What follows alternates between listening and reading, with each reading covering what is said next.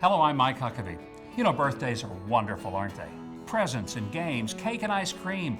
My family and I love to honor each other on a birthday and make a big deal of it. But birthdays aren't just about how many gifts we give or receive or how big a party we throw.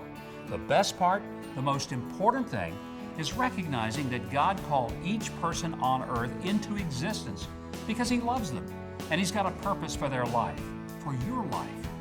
Ephesians 2:10 says that we are God's handiwork, created in Christ Jesus to do good works, which God prepared in advance for us to do.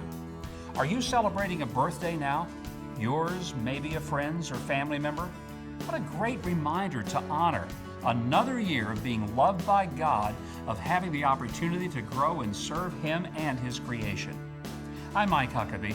Go have a piece of cake for me, and happy birthday.